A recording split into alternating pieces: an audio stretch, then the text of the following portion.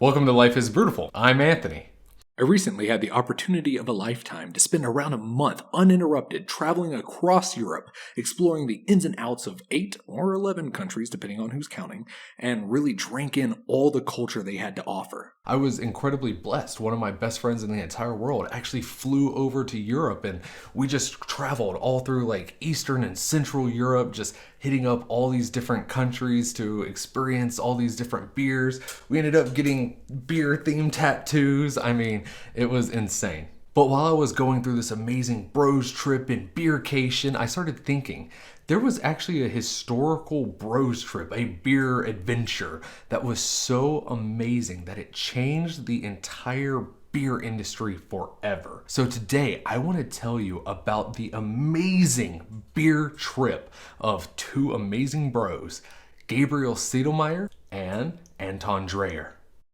Dreher was a brewer from Vienna who actually came from a long lineage of Austro-Hungarian brewers dating all the way back to the 1600s. A lot of the sources that I came across often cited that their family's brewery was always on the verge of like financial ruin. But the thing I love reading about Anton Dreher is it seemed he was a bit of a dreamer, He was a visionary. He had all these ideas of how he could change, innovate, just bring the former glory of his family's brewery back into the spotlight. See, Anton Dreher felt that not only his family's brewery, but the entire Viennese brewing industry was too rustic, too traditional, too set in their ways, afraid to change things up, to do something new. So he was like, I am going to be that person. I am going to be that catalyst that causes a revolution. But the first step that he had to do was he had to become a brewmaster himself. So he spoke with his father to be able to get an internship at a neighboring brewery there in Vienna, which was the custom at the time. They would take the heir or some prominent member of that family. They would train them up in the process and then send them back. It was a networking but also knowledge sharing process. During this time, during his tutelage, he met probably one of the most important people he would have ever met in his entire life. He met Gabriel Sedlmayr. Now, Gabriel Sedlmayr, he too came from a long lineage of brewers. Instead of the Austro-Hungarian Empire, he came from Bavaria. Gabriel Sedlmayr's father saw that he had potential, right? He could take over the family business. He could become a brewmaster following the old man's footsteps. So he was able to secure him an apprenticeship at the maybe not so insanely well-known outside of Munich at that time brewery, the Spaten Brewery. But he had a bit of a wanderlust. He wanted to travel across Europe and learn how to brew the best beers from the best brewers, learn new techniques, new innovations. Now, in a truly serendipitous moment, Gabriel Sedlmayr had traveled to Vienna where he met Anton Dreher. The two students hit it off immediately, rapidly becoming friends, and the thing that they bonded over most was their vision. They both felt that their respective homelands were too stuck in the dark ages, they weren't innovating, they weren't using new techniques, they weren't using new technology, they were stagnant. Because if you look at Austro-Hungarian brewing and if you look at Bavarian brewing in particularly, there wasn't a whole lot of innovation, and honestly at that point in time they were not that well known for their beer like they are today. In fact, they were kind of known for being a little bit bad at it.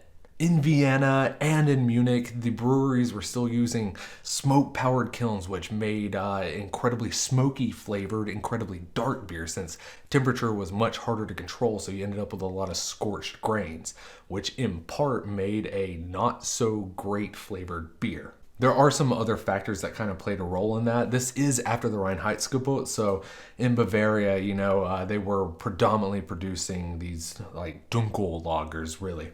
But down in Vienna, throughout the Austro-Hungarian Empire, they were able to go a little bit wilder, still using herbs and spices and all this other stuff in their beer, which is fine to a certain degree, but if you aren't using the best techniques and practices, as well as proper fermentation and sanitation, it can end up with some pretty awful results.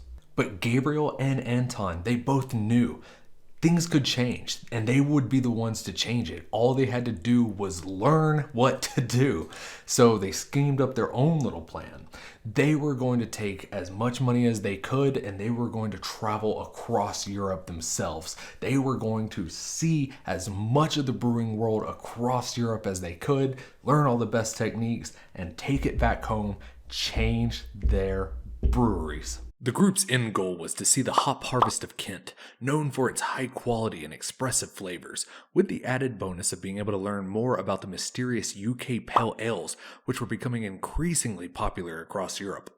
Gabriel left Vienna first, traveling to northern Germany, where he apprenticed at breweries and distilleries in Potsdam and Berlin. He then traveled to Dusseldorf and Cologne, likely learning the art of Altbier and Kolsch respectively, before crossing through the Netherlands and Belgium, drinking through some of their most renowned beer cities, before finally catching a ferry to London. Dreyer, on the other hand, had a little bit of an issue. He simply didn't have the money to make such drastic progress so quickly, and his mother did not believe it to be a worthwhile investment, so he had to make do with what little he had. He slowly progressed from Vienna to Prague and Dresden and Weimar, where he worked and learned as much as he could before moving on to the next location.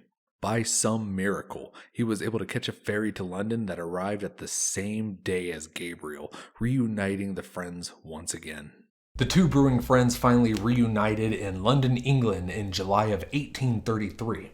Now this was several months before the Kent hop harvest, so they had to figure out some way to sustain themselves, to survive really. So they founded a very cheap apartment that they rented from a German immigrant for about 10 shillings a week. Now, they also had two other brewing friends that came along with the journey, so 10 shillings a week back in 1833, I think if I remember correctly, equal to about 2 days' wages for an average person. So split 4 ways, that was not necessarily a huge financial burden, which allowed the four to have a lot of free time to be able to travel to the different breweries across the region and learn as much as they could about English brewing. The only thing they really learned is that the English were very secretive about their brewing industry.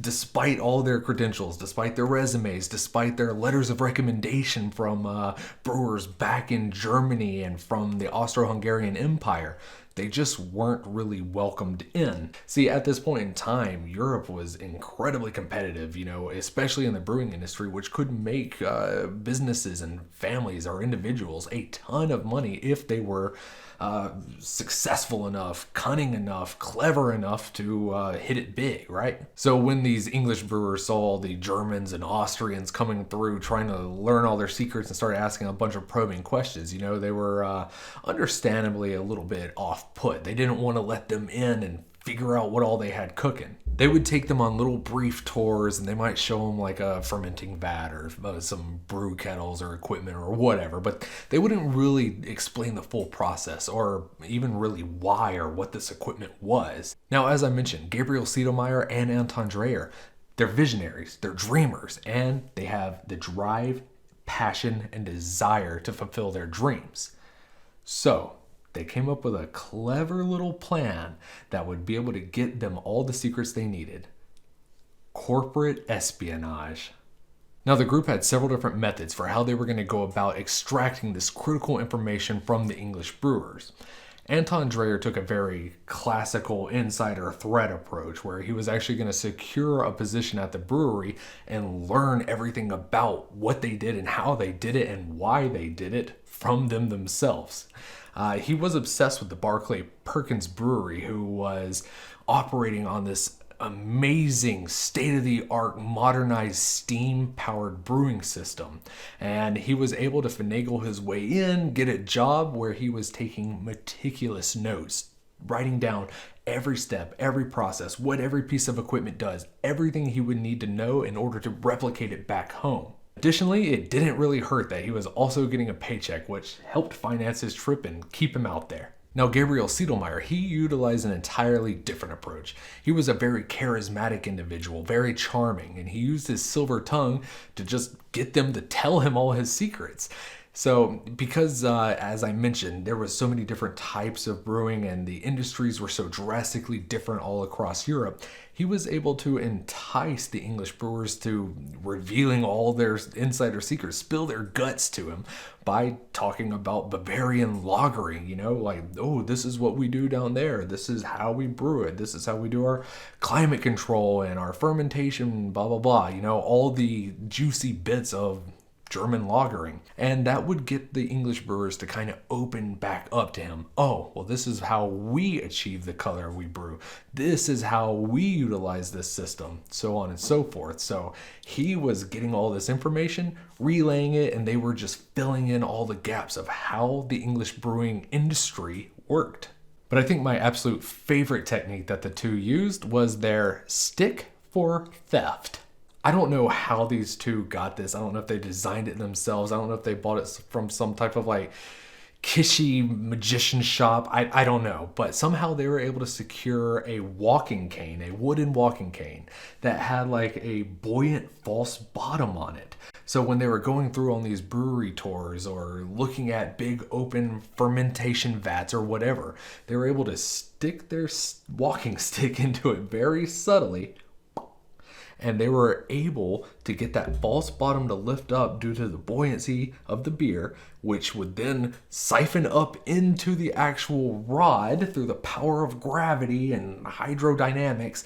But they were able to basically still samples of the fermenting beer that they would then take home. They would then analyze, sample, learn as much as they could during that process. Still yeast samples. I mean, there's so much insider secrets and firsthand knowledge you can gain from just stealing some other brewery's beer.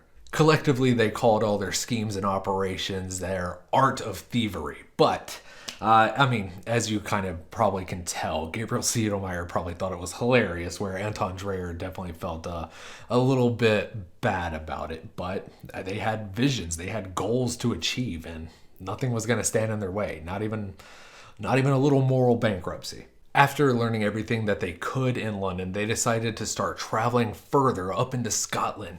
And before they left, they were able to secure a letter of recommendation from the founder of the Bass Brewery. If you have a letter of recommendation from one of the biggest, most prolific brewers in the entire country, that's going to open a lot of doors for you.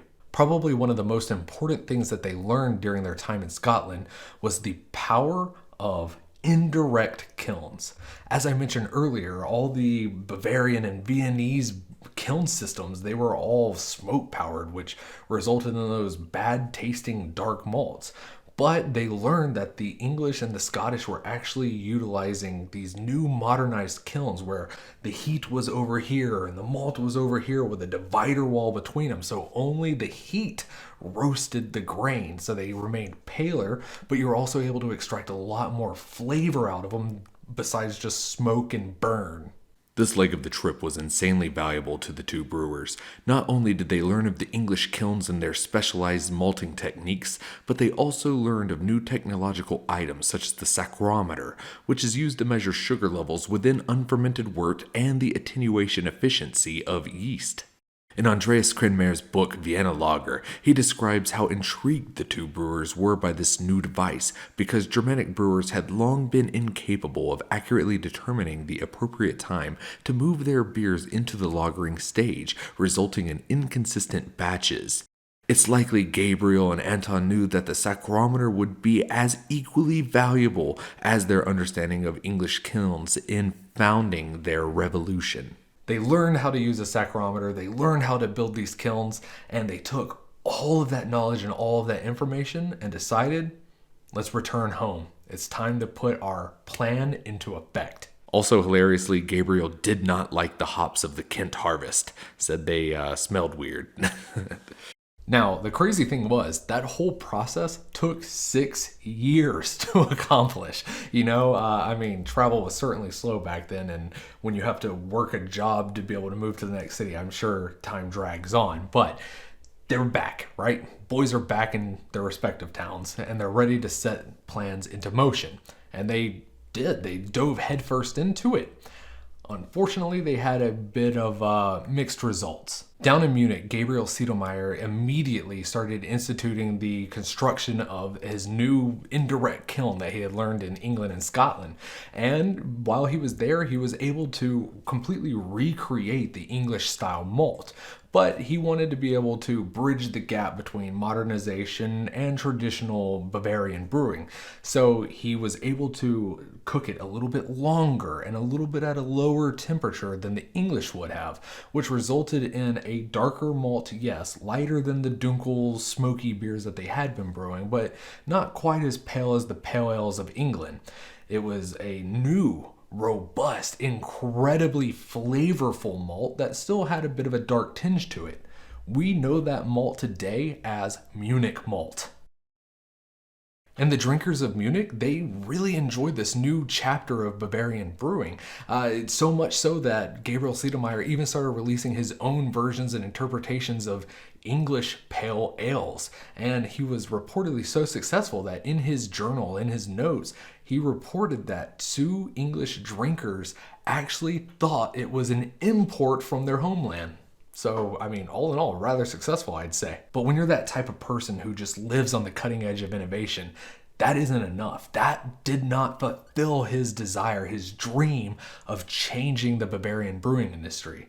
He still had some work to do. Gabriel's plan of attack was to build the greatest, most technologically advanced brewery possible in order to make the best and most scientifically advanced beer possible. Over the next several decades, Gabriel financed the development and implementation of technological breakthroughs, many of which remain the brewing industry standard still to this day, such as industrialized refrigeration systems capable of bulk aging lagers in climate-controlled conditions. Additionally, he partnered with the founder of Denmark's Carlsberg Brewery, Jacob Christian Jacobsen, to create the world's first pure, isolated lager yeast strain, capable of creating the absolute cleanest lagers the world had ever seen. To ensure his new yeast strain remained perfect, he required his yeast to be analyzed by microscopes before pitching, a completely unheard of practice in the world of brewing at that time, laying the foundations of the modern quality control industry. To ensure his new yeast strain remained perfect, he required his yeast to be analyzed by microscopes before pitching, a completely unheard of practice in the world of brewing at that time, laying the foundations for the modern quality control practices seen in the industry today. He also adopted cutting-edge production capabilities as soon as they became available to him, such as the steam-powered brewing system and the industrial bottling line, and eventually even refrigerated rail carts to ensure his beers remained of the highest quality during exportation. All of his innovations eventually allowed his sons to create the Helles Lager beer style, which revolutionized the Bavarian beer industry forever. But before we can talk about that, we need to talk about what was going on down in Vienna with Anton Dreher, who was having a lot less success than his friend Gabriel Sedlmayr. The problem could have been the fact that Anton Dreher was maybe a bit more apprehensive or reserved or reluctant to implement all these grand plans to execute his vision, right? Which is a drastic one to execute, and certainly no minor undertaking. But what was more likely the issue was that his family was, kind of struggling with their own brewery. And to make matters worse, he didn't own it. His mother owned it. And she was incredibly reluctant and resistant to any type of change or innovation, because if you're barely afloat as is, it's hard to spend any extra money on shaking things up to change things. So at this point in time, Anton Dreher was actually leasing equipment from his mother to be able to produce beers, under his own line. And he knew that he would have to take things rather slow, a little bit more gradual. He needed to build some notoriety, get a new name for himself, a new reputation, but also make some money. He can't make any changes or innovations without money. The first thing Anton Dreher tried to do was implement some Scottish flair. One of his beers he released was a Scottish ale, and it was received poorly. It was seen as too aggressive, too strong, too bold and in your face for most Viennese drinkers at this point in time. So first swing, a bit of a flop. So he started to dial things back a little bit, maybe not put out something so aggressive, so strong, so sweet. He started toying around with the malting techniques, trying to replicate the English, and reportedly within a year he was actually able to double his profits. he was onto something. He just had to fully execute. With this new cash flow, Anton Dreher was able to implement small changes here and there, but he would get his big break in 1838 when he married the daughter of an incredibly wealthy businessman. With his newfound wealth, Anton Dreher was able to outright purchase the brewery from his mother, and he was now at the helm. He was able to implement any change, any innovation that he wanted to. Nothing could stop him from achieving his dream now. But before he was able to do anything, he had to figure out what it was his brewery was going to brew. It seemed that the locals did not really enjoy his recreations of the English styles, be it too strong or too sweet. So he had to do something that was a bit more accepted, something a bit more familiar.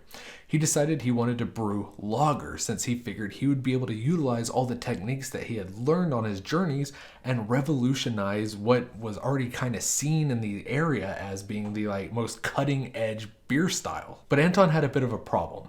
His current brewing facility just did not have the capacity to be able to properly store all the tons and tons of barrels required for brewing lagers in bulk amounts, because they take a long time to age, right? To lager. Additionally, his facility did not have the ability to replicate the climate control of the Bavarian caves and caverns, that lagers require. They need to be in a cold, rather stable condition. And if you don't have that, you're not going to wind up with a clean fermentation. You're going to risk a lot of off flavors and mistakes. Now, Anton Dreher was an incredibly innovative man, so what he decided to do was work with the local merchants, the local tavern owners. He was like, hey, y'all got these cellars underneath your establishments that are rather cold and rather stable. I'm going to deliver barrels of fermenting beer to you, and they're going to continue to ferment, they're going to continue to age, and once they're ripe, once they're ready to be drank, it's already there ready for you to serve. And once those deals were struck up, all he had to do was figure out how to execute his plan, actually brew this beer. Seeing his friend Gabriel Sedlmayr being so incredibly successful with a variety of different lagering types, he actually reached out and said, hey, old friend, you're doing great with lagers. I want to brew lagers too. Can you send me some of your Spatenbräu yeast? That way I can brew some lagers in the similar fashion? To which, of course, Gabriel Sedlmayr said, absolutely. Once the yeast had arrived, Anton Dreher knew all he had to do was wait for the right time to brew his beer. And on one cold winter morning in 1840, there was frost all across the ground as far as he could see. And he knew it was time to brew lager. So what Dreher did was he utilized the English malting techniques in a similar fashion to how his friend Gabriel Sedlmayr had been doing it. A little bit darker than the English, a little bit fuller in flavor. But also with that Spatenbräu yeast, he combined those together to create his own version of an Austrian Märzen. And it was incredibly successful. People loved it. They loved the deeper, more complex flavors. They loved the fact that it was absence of scorching and smoke and all these burning bad flavors. He had created an instantaneous hit in Vienna. It was so successful that Anton Dreher, in a letter to Gabriel Sedlmayr, even stated that it was impossible to meet the demand, to fulfill all the orders from all the tavern owners across Vienna. But Anton Dreher was not going to rest there. He knew he could push the limits of quality even further. So one of the things he really started focusing on was, how do I improve every facet of the beer?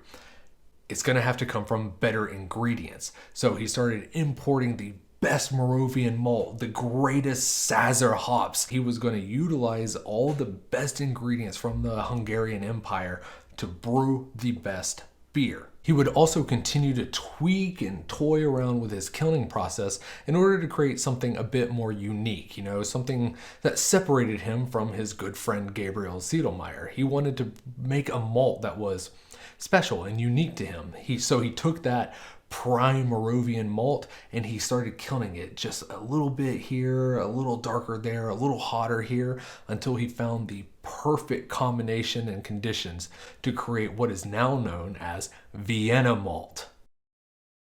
So Anton Dreher had a custom kiln specialty malt made from the finest barley in all of the Austro-Hungarian Empire, along with the best hops they had to offer as well. When you combine all those amazing ingredients plus the Spatenbrow yeast with his own vision and execution of all the knowledge he had learned on his journey, he created the best beer style to ever come out of Vienna. He created the Vienna Lager. Do you see what I mean when I say that these two bros completely changed the beer industry forever? I don't mean just in Munich or in Vienna or in Austria or Germany or even Europe. I'm talking the entire planet.